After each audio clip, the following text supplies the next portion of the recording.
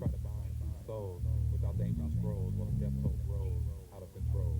Soul like a slave, while your ancestors died an untimely death and tossed in their grave.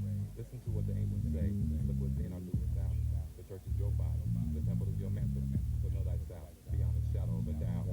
The violence in the hood is killing the good, causing our people to be misunderstood. But I'm not hiding my face. I'm standing up cause we dividing the race with all the sexes spread all over the place. Colors and dope, we substituting for the whipping the rope, keeping the black in the back with most of us broke. I'm trying to cope, sit back and smoke till Armageddon approach. I hope when judgment come, my people don't choke. Some of us woke, but still too many get caught up on the boat, weighing us down with hate, that's why we can't float. We all got a drug, liquor, cracker, living life like a thug. It's all addictive and it's twisting our love. The vision ain't right when it causes us to argue and fight. Even kids, I see no healing in sight. I'm not gonna shout, but most of us sell out for money and clout and say they bout it, but don't know what they bout. That's straight. Say they bout it, but don't know what they bout. Don't say they bout it, but don't know what they bout. Don't say they bout it, but don't know what they bout. Don't say they bout it, but don't know what they bout. Say they bout it, but don't know what they bout. Don't say they bout it, but don't know what they bout. Don't say they bout it, but don't know what they bout. We're going to talk about almost a job. And you figure out how these boys almost got a job. Mookie and Eduardo were 15 and 16 years old, good and decent brothers. Their father was disabled and walked with a limp due to an injury received earlier on his job. Because of this injury, their father wasn't able to get work. Their boys knew they had to help out. One day, their counselor, who knew about the family's plight, told them about some part-time work after school. The boys were overjoyed. It was near Christmas, and they knew they could buy some food and gifts. They got the instructions on where to wait on campus for the boss man to pick them up. While standing there on the steps of the school, laughing and joking about what they were going to do with their first checks, two boys were coming up the sidewalk. They were flashing gang signs. Mookie and Eduardo didn't pay any attention to them, however, because they had other things on their minds. They wanted to get a chance to work.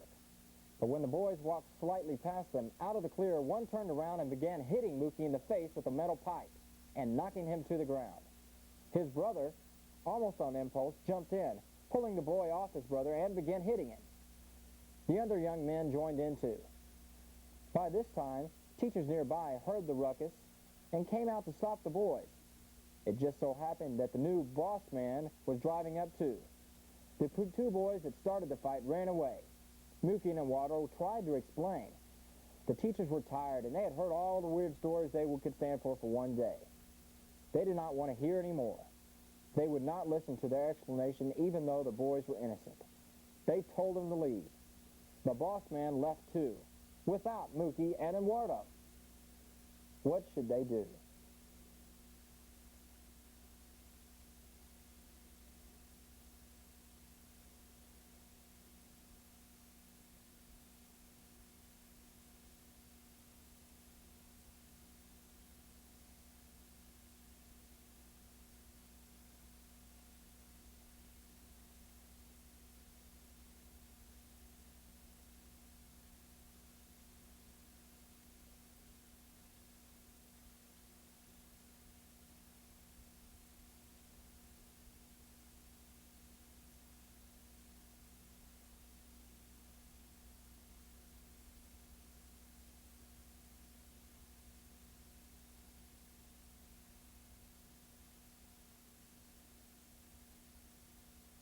How do you handle the anger?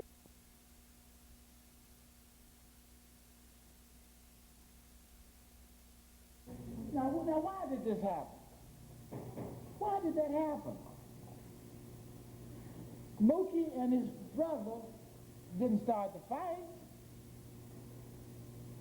And when they had the opportunity to try and explain themselves, it seemed to me that they didn't have that chance to tell the real story.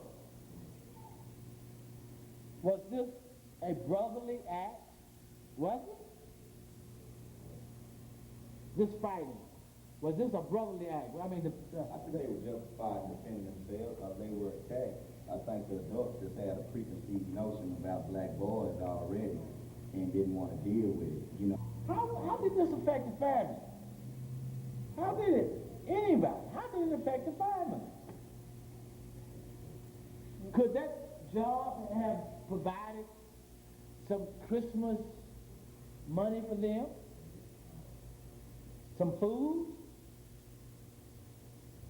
I think it affected them not just because of the holidays, but it also affected the boys' dignity and self-esteem about themselves, because a lot of times these days, and I catch myself sometimes, you stereotype about every time you see a group of black boys standing around, everybody has this preconception that, oh, they're in a gang, oh, they're dealing, oh, they're this. But there are just as many decent black boys as it is the ones that are gangbangers or et cetera, whatever they're. What do you think they could do to maybe stop this or get away from it? Is there anything? What would you do? In that situation, Would you fight? defend myself. I'll just sit there and just be beat up. Is that the Christian thing to do? The Bible said turn the other cheek. You gonna run out of cheeks, you only have two. I mean, I didn't say that you had to do this. I'm asking. But still, I mean, it's like, okay, if you fight one person, then, okay, yes, she's hard, you know. There's always gonna be, just like with girls, okay?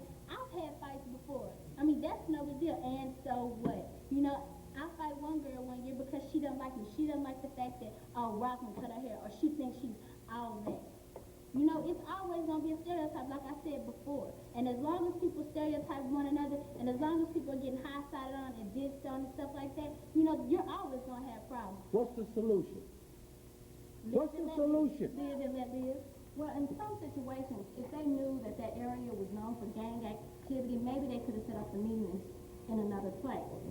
Or inside the place. Sometimes you can prevent things from happening. Things are the way they are and you can't change it, but sometimes you can get out of the way. If you know there are gang members there, don't stand on the street. You could have changed the meeting. I think the man, if you came to him and told him, okay, there are a lot of gang members on the street, I don't think it's safe, I'm sure he would have met them somewhere else. What about the teachers? I think that's the real injustice, is that the boys didn't even get a hearing. Nobody would listen to them. They're out of the job that they needed because of these preconceived notions that they must have been gang members because they were fighting gang members. I think that what they should do, don't give up. See, the thing, your national anthem will be, oh, man, black man can't get ahead, you know, da-da-da-da-da, da-da-da-da. But what they really would have to do is to continue to go to that teacher and plead their case in a peaceful manner. Continue to call that employer, bug him in a peaceful manner. Let them know, look, we didn't start there. We really need the job. If you just listen to them, they're going to get through to one of those teachers. They need to get through to somebody or go to somebody, whoever the teacher was that hooked them up with the job. They need to go to them and say, look, we didn't start that. You know those guys are gang bangers. You know who I am. I'm not into that. You know, they did not give up, and usually persistence will win them over. They may think, you know, okay, they really want this, so maybe I'll give them a chance. I think that's their best bet, but the reality of it is that might not work, but I think that's their best bet. Do you think that they should have ran after the teachers and said, wait, time out? I probably would have let the teachers was blowing up and into their little zone. Seem like, you know, sometimes like the more you say to somebody, just feeding their anger no matter what it is. I love you, get away from me, but get away, you know, no matter what, because they're already mad. So they might, the thing to do might maybe to let everybody cool out. Maybe let the teachers cool out. Let them cool out, clean themselves up, you know, and go back. Go back. I think in life you learn that certain situations are uncontrollable. You're going to run across life, you're going to run across situations that it's going to be times when you have to defend yourself. It's going to be times you have to walk away.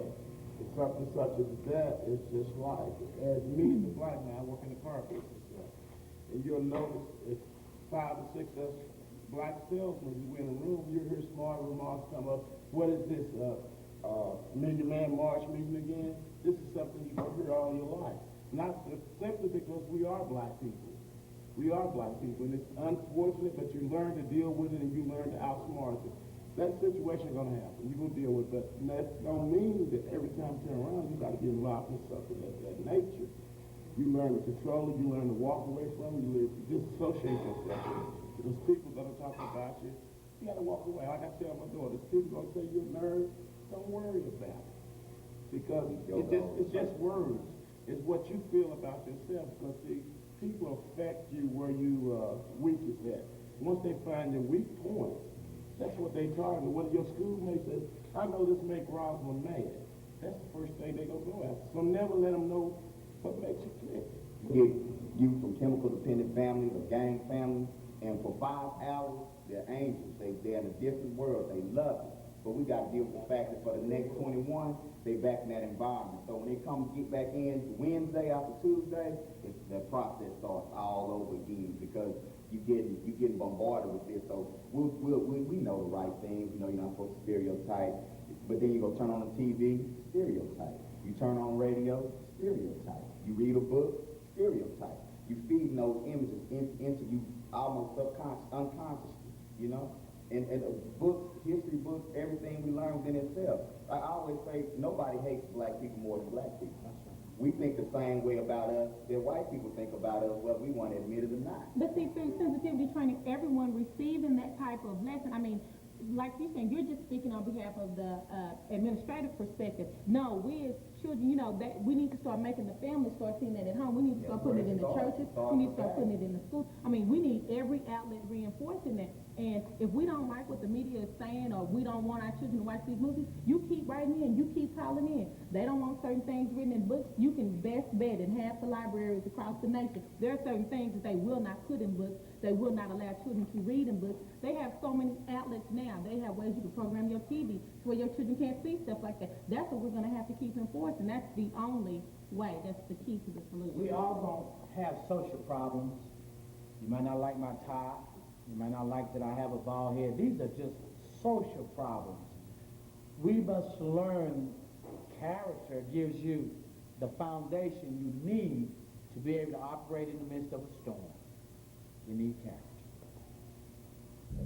Say they got it, but don't know what they got.